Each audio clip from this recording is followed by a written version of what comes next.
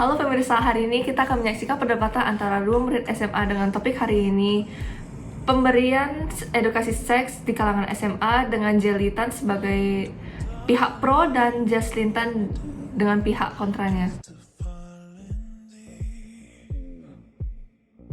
Halo semua, saya dari sisi pro dan hari ini saya akan memberikan argumen pertama saya mengenai topik hari ini, yaitu pemberian edukasi seks di kalangan SMP. Oke, yang pertama adalah memberikan pengetahuan mengenai seks. Jadi jika kita memberikan edukasi seks di kalangan SMP, kita memberi mereka informasi yang general tentang seks ini. Jadi pada kalangan SMP ini, hampir semua murid atau mungkin semua murid mengalami puber, di mana mereka akan merasa penasaran akan hal mengenai seks. Apalagi pada SMP kita belajar di biologi mengenai sistem reproduksi. Jadi orang-orang bakal kayak ini apa ya? Jadi kayak penasaran. Dan dengan cara kita memberikan edukasi seks, kita dapat memberitahu mereka apa yang baik dan apa yang buruk dan apa yang harus kita lakukan untuk mencegah angka seks tidak aman seperti lahir di luar nikah, hamil di luar nikah, atau penyebaran penyakit seks, dan pentingnya kontrasepsi baik pada pihak cowok maupun yang cewek.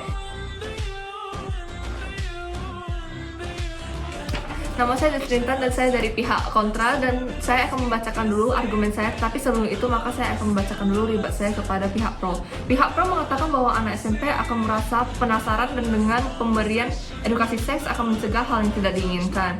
Apa yang membuat mereka akan mendengar pencegahannya karena mereka penasaran dan tahu tentang seks, lebih besar kemungkinan mereka akan mencobanya. Pada usia tertentu seperti pas SMP, perhatian terhadap seks masih kecil dan pemikirannya yang masih kekanakan sehingga siswa tidak akan begitu peduli dengan edukasi seks. Lebih baik sumber daya untuk edukasi seks dialokasikan kepada hal yang lebih urgent. Dan argumen saya yang ingin saya katakan adalah seks edukasi bukan hanya mengenai seks, tetapi juga mengenai identitas seksual seseorang, penyakit, kontrasepsi, dan sebagainya. Waktu yang dibutuhkan untuk mengedukasikan seks cukup panjang, dan Indonesia masih kekurangan guru yang dapat mengajarkan seks tanpa bias dari pandangan tertentu. Oke, saya kembali lagi dari pihak pro dan saya akan memberikan argumen kedua saya. Namun sebelum itu saya akan memberikan beberapa balasan kepada pihak kontra. Yang pertama adalah mereka membalas argumen saya dengan mengatakan apa yang membuat anak SMP ini akan mendengar pencegahannya yang diberikan oleh edukasi seks karena mereka masih kekanak-kanakan. Oke, memang benar mereka masih SMP dan masih memiliki pemikiran kekanak-kanakan. Tapi karena mereka masih kekanak-kanakan, mereka masih di bawah pantauan orang tuanya. Mereka masih sangat dipantaui oleh orang tuanya karena mereka masih terlalu muda atau kecil untuk keluar dan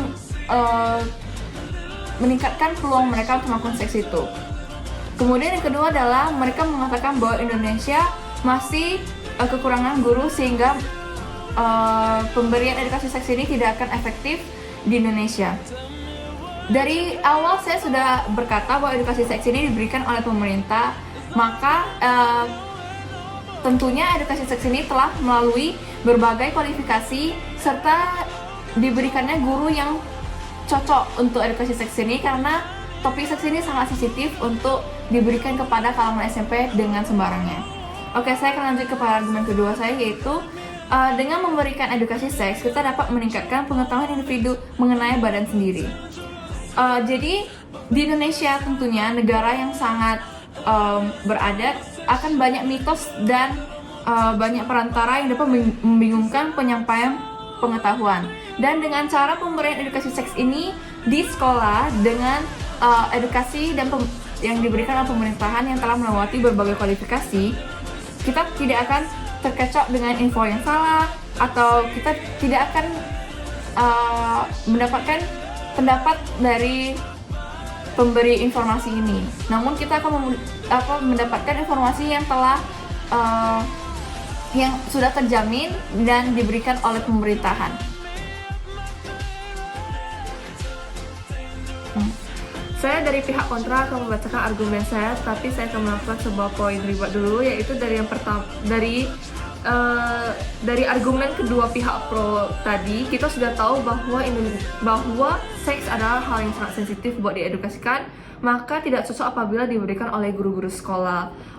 saya akan menjelaskannya lebih lengkap kepada argumen kedua, yaitu seks edukasi merupakan hal yang sangat privat dan merupakan tanggung jawab sebuah orang tua, sehingga sekolah tidak memiliki kewajiban atau hak untuk mengedukasikannya kepada mengedukasikan seks kepada murid-muridnya, karena orang tua lebih kenal dengan anaknya dan lebih tahu tentang anaknya, lebih tahu mengenai sifat-sifat anaknya, dan lebih tahu apa yang dibutuhkan sama anaknya sendiri, dan bisa mendidik anaknya mengenai seks lebih baik daripada sekolah, karena orang tuanya jauh lebih mengenali anaknya sendiri.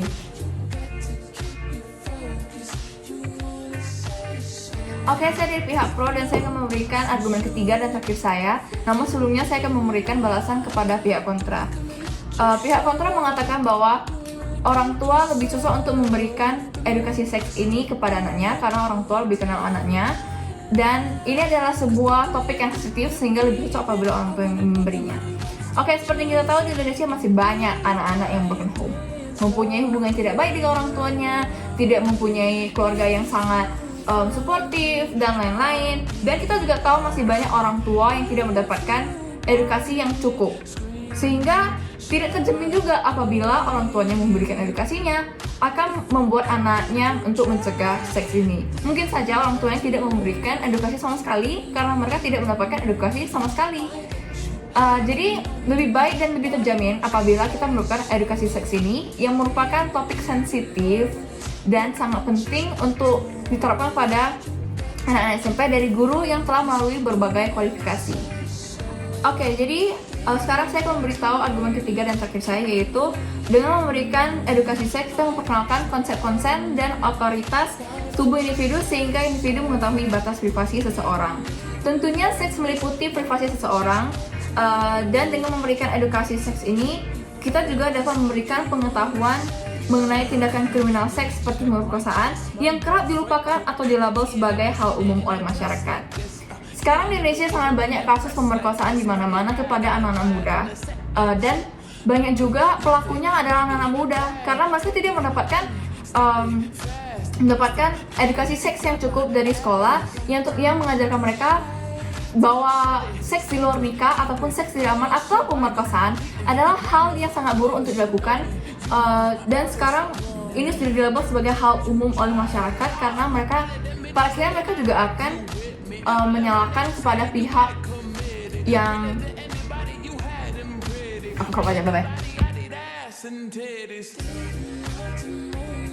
Saya dari pihak kontra akan membacakan argumen saya sekarang, tapi terlebih dahulu saya ingin melakukan sebuah poin ribat, yaitu pertama, pihak pro mengatakan masih banyak anak kecil yang terlibat dengan kasus pemerkosaan di bawah umur, namun lebih banyak kasus pemerkosaan yang dilakukan oleh orang dewasa. Dan kalau misalnya orang dewasa jauh lebih banyak kasusnya, kenapa nggak mau seks edukasi diajarkan kepada orang yang sudah lebih tua dan pemikirannya sudah lebih dewasa seperti SMA? Dan argumen saya kali ini yaitu pada usia tertentu perhatian terhadap seks masih kecil, sehingga siswa tidak akan begitu peduli dengan edukasi seks, dan lebih baik sumber daya untuk edukasi seks dialokasikan kepada hal yang lebih urgent. Oke, saya kembali lagi untuk memberikan kesimpulan dari semua debat ini.